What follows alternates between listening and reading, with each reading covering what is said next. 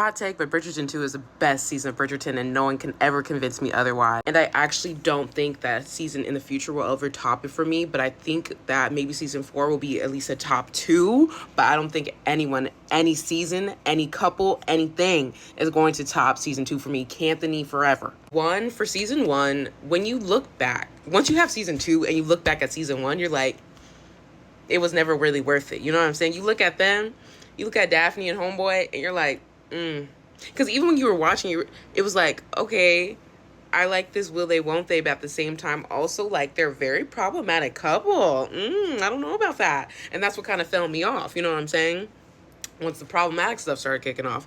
But then Canthony, the biggest scandal they had was his dumb self was like, oh my gosh, I'm falling in love with her. I have to engage to her sister. You fool, Anthony. Be in love, sir. You know what I'm saying? But, you know, he had to be stupid in order to, you know, eventually figure things out. And now he's softer now. You know what I'm saying? Season 3, Canthony, they were just giggly higgly. You know what I'm saying? They're so cute. Season 3, there's a lot of Pollen fans out there. I know. I'm sorry. It just, I don't know. It just doesn't do it for me. It really didn't. They're cute because we always knew that they were eventually going to get together.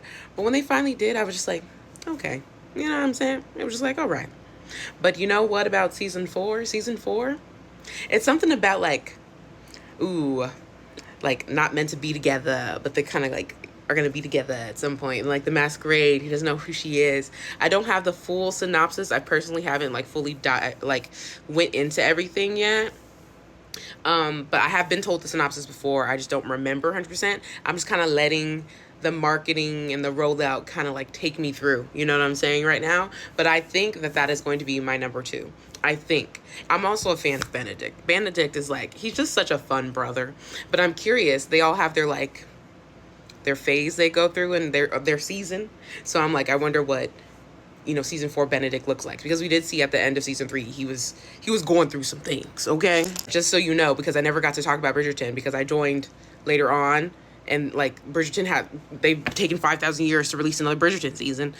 So I just hopped on TikTok last year, but I am season 2 for life. Canthony forever. I actually just rewatched the season and I just never disappoint. So I've rewatched it a few times at this point. They're just I love it. And might I add, it's not even about like the bound chicka wow of it all. It's like their chemistry and like how much they just like appreciate and respect each other. Eventually down the line, you know, they had to have their annoyance phase. I don't think they ever really hated each other. Their annoyance phase, but what a couple.